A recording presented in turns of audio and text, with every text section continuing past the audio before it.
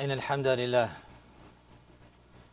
نحمده ونستعينه ونستغفره ونعوذ بالله من شرور أنفسنا ومن سيئات أعمالنا من يهده الله فلا مضل له ومن يضلل فلا هادي له وأشهد أن لا إله إلا الله وحده لا شريك له وأشهد أن محمدًا عبده ورسوله يا أيها الذين آمنوا اتقوا الله حق تقاته ولا تموتن إلا وأنتم مسلمون يا أيها الناس اتقوا ربكم الذي خلقكم من نفس واحدة وخلق منها زوجها وبث منهما رجالا كثيرا ونساء واتقوا الله الذي تساءلون به والأرحام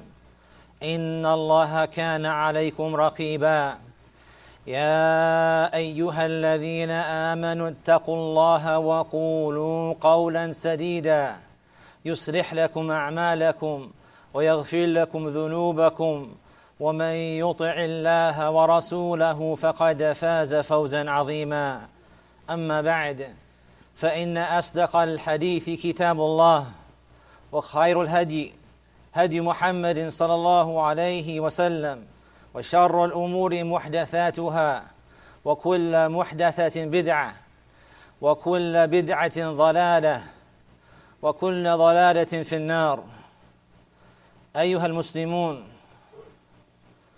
from the noble and virtuous traits of a righteous believer in this life is that they are alert and that they are aware and they ponder and they reflect over the environment around them and the occurrences that occur and the events that Allah subhanahu wa ta'ala decrees from the nighttime and the daytime, from the changes of the seasons. A believer, he benefits from these affairs. He benefits from them greatly, pondering and reflecting, strengthening in his faith. Allah subhanahu wa ta'ala, He has called the believers to ponder over His creation, to ponder over the signs of Allah and His creation, and a number of verses. And He subhanahu wa ta'ala has struck many examples of this in His book. Allah, He mentioned, وَاضْرِبَ لَهُمْ مَثَلَ الْحَيَاةِ الدُّنْيَا, and present to them the example of this worldly life. كَمَاءٍ أَنزَلْنَاهُ مِنَ السَّمَاءِ فَاخْتَلَطَ بِهِ نَبَاتُ الْأَرْضِ. It is the example of the rain that we send from the sky, and it mixes and mingles with the vegetation in the earth, meaning that the earth, it will be barren and it will be dead and there will be no life. And then Allah subhanahu wa ta'ala, from His grace and His mercy and His power and authority, He will send the rain from the sky, and that barren land will come to life, and the seeds, they will sprout, and the herbs and the crops, they will grow, and the vegetation will thrive, and it will become beautiful and such a delight to look at. The crops and the vegetation and the herbs and the fruits and the plants and the trees. Such great benefit for mankind and for the animals. This is the example of this life. فَأَصْبَحَ هَشِيمًا تَذْرُهُ الرِّيَاحِ. And then after that it will become withered up and dry, and the wind will cast it and scatter it throughout the lands as if it had never existed before. And this is the example of this life. After being created in the womb, a person, he will grow, and many times he will reach full age, and he will mature, and he have strength in his mind, and in his health, and his wealth, his prosperity, and his ability. But these affairs here, they do not deceive a believer. They do not deceive a believer because of these examples here. Just as this earth and the crops on the earth were alive and thriving yesterday, yet today they have withered up and began to die, and the leaves are flying in the sky and through the air, and the crops are dying and withering and going away. Likewise, the health. The health, it will go away. And the strength and the ability will go away. And likewise, the property, it can go away. Allah subhanahu wa ta'ala, He has the command and decree. The one who is healthy today, Allah, He may cause him to be sick tomorrow. The one who is strong today and wealthy today, maybe Allah will cause him to be weak and to be poor tomorrow. And the one who is alive today, maybe Allah subhanahu wa ta'ala would decree that he will die tomorrow. So this life, it will not last. For those who live, they live according to the decree of Allah and the will of Allah and the command of Allah. But no one will live forever. Rather, just as these crops and these trees, they wither and they die, likewise the human being, he will grow old and he will die. And whenever the crops, they become plentiful and fruitful, and they become ripe, then they are not waiting for anything except for the harvest to be reaped. And even sometimes the crops, before they even become ripe, diseases befall them, and calamities befall them, and they are wiped out before even ripening and reaching maturity. So the one who is old and the one who is young, he should not be deceived by the glitter of this life, by the beauty of this life. Rather, this life is a test and a trial. This life is a test and a trial to see who is best indeed, to see who is obedient to Allah, to see who believes in Him truthfully and complies to Him with love and humbleness and submission and follows His Messenger sallallahu alaihi wasallam. These are signs. وَكَانَ اللَّهُ عَلَى كُلِّ شَيْءٍ مُقْتَدِرًا. And indeed Allah, He has the ability to do all things. And indeed Allah, He has the ability to do all things. Looking at the changing of the seasons is a clarification of the power of Allah and the authority of Allah, and that He changes the situations and He changes the events in this life. And the believer, he is a slave and he must submit and he must comply to the command of Allah in every circumstance and situation. And whenever he finds prosperity and health and wealth, he must be obedient to Allah and show thanks and have gratitude and use that wealth and prosperity and the pleasure of Allah and the avenues that are permissible and allowed, and avoid using that health and the well-being in his mind, the well-being in his eyes and his ears, in his body, the ability to move and to go about through the land. He must avoid using this ability in the disobedience of Allah subhanahu wa ta'ala. And in times of hardship and adversity, and in times of calamity and sickness and disease, a believer, he must have sincere faith and know that this is from the decree and the command of Allah, and submit and surrender to that, and accept that decree and command, and be patient and seek the relief and the help with Allah subhanahu wa ta'ala, and take the means that are allowed to lighten or to remove the calamity. This is the way of a Muslim in this life, a believer in this life. He's reflecting over these affairs. He's reflecting over the events in this life, and he is taking a lesson and benefiting. Allah subhanahu wa ta'ala, He mentioned in His book, وَعِنْدَهُ مَفَاتِحُ الْغَيْبِ لَا يَعْلَمُهَا إِلَّا هُ. That indeed, with Him, with Allah subhanahu wa ta'ala, are the keys to the unseen. Everything that is hidden, He has the keys to that subhanahu wa ta'ala. لَا يَعْلَمُهَا إِلَّا هُ. No one knows them except for Him. وَيَعْلَمُ مَا فِي الْبَرِّ وَالْبَحْرِ. And He knows everything in detail, that which is in the land and in the sea. وَمَا تَسْقُطُ مِنْ وَرَقَةٍ إِلَّا يَعْلَمُهَا. And not one leaf falls from a tree. Not one leaf falls except for He has encompassing knowledge of that. Except He has encompassing knowledge of that leaf, and what it has been through from the beginning of its creation and the time that it died and it fell, and where it will land. And if we look through the lands today, we see that the leaves, they are flying. And at one time they were alive. And at one time they were beautiful. But they have withered up. And now the wind scatters them through the air, and we witness that. This is the example of this life. It will go away, no matter how delightful it may be. No matter how pleasant it may seem. It will not last forever.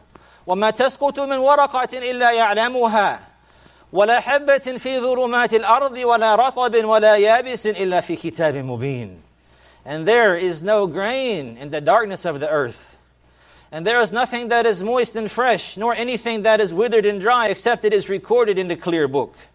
Allah subhanahu wa ta'ala, He is powerful and strong. He has recorded everything from the deeds of the people, and He knows that which we are doing. He knows what we are saying, and He knows what we are looking at and what we hear and what we listen to. He knows that which is in the heart and that which is even more hidden. Subhanahu wa ta'ala. A believer, he should fear Allah Azza wa Jal. Fear standing before Him on that day. Nothing is hidden from Him. And as a greater proof, Allah has created angels and entrusted them to write the deeds. And there is a book that we will read. So a believer, he should take heed and reflect over these affairs. He's going to die, no matter how strong he may be. His wealth will not save him, and neither would his property, and neither would his loved ones, whether they will bury him and leave him in the ground. Rather, they will bury him and leave him in the ground. And at this time, one, he will have nothing to benefit him except what he put forth from his actions.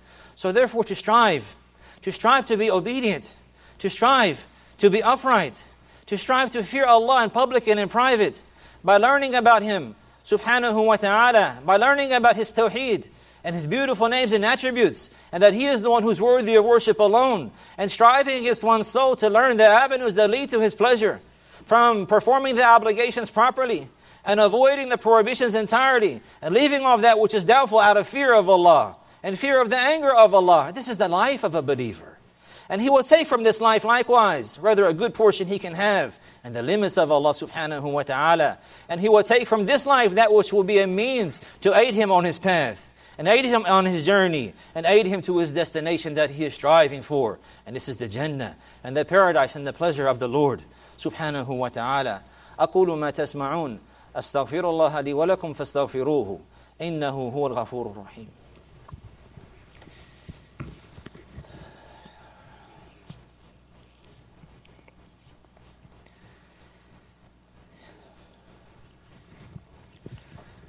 الحمد لله رب العالمين والصلاة والسلام على نبينا محمد وعلى آله وأصحابه أجمعين أما بعد.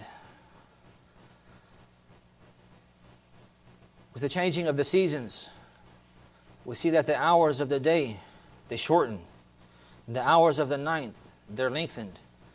The pious before us, they used to rejoice over the likes of this affair. They used to have glad tidings with the coming of the winter. Glad tidings that they would have time and a greater opportunity to strive, to seek nearness to Allah subhanahu wa ta'ala. To strive after performing the obligations, to increase seeking the pleasure and the love of Allah by establishing the non-obligatory actions of worship and the non-obligatory sacred rites of Islam that are from the greatest means to draw one close to the love of Allah subhanahu wa ta'ala. And from that is what is narrated from Al-Hasan al-Basri, rahimahullah ta'ala, from the Tabi'een. And he would say, نِعْمَ الزَّمَانِ الْمُؤْمِنِ الشِّتَى, that the winter is such a good time for the believer. لَيْلُهُ طَوِيلٌ يَقُومُهُ وَنَهَارُهُ قَصِيرٌ يَصُومُهُ. Its nights are long, he will stand in them, establishing the non-obligatory prayer. And the days, they are short, he will fast them, establishing the non-obligatory fast. They will rejoice over the likes of these days, knowing that in the daytime it's short, and the weather is nice and good, and it's easy to fast. To fast in the moderate temperature or in the cold weather is easy, much easier than in the summer. And likewise, to fast in a daytime that is shorter is much easier when it's longer. So therefore they will take advantage of that, fasting as much as they could from the non-obligatory fast in this season specifically, taking advantage of the time and advantage of these opportunities in life to draw near to Allah subhanahu wa ta'ala. And likewise, the nighttime in the winter, it is much longer than in the summertime. The nighttime is very long, a great opportunity for a believer. He can sleep a portion of the night and get good rest, and then still stand in the non-obligatory night prayer, begging Allah subhanahu wa ta'ala for his needs, and seeking the mercy and the pleasure of Allah, and hoping for His mercy, and hoping for His kindness, and hoping for His forgiveness. One, he will not neglect the night prayer. The winter prayer, the people of knowledge, they mentioned Dabu Salihin. It is the manners, it's the etiquettes. It is the way of the righteous. The way of the righteous. From their way is they stand in the night prayer, either before they go to bed, or after they sleep, some before the time of the rising of the Fajr. The righteous and the pious, their faith will carry them to stand in the night prayer. Their faith will carry them to stand in the night prayer, either before sleeping, or after sleeping, some in standing before the coming of the Fajr. This is from the beautiful way. As-salatu bil-layl wa-nas niyam, to pray in the nighttime while the people are sleeping. There was no one to show off for.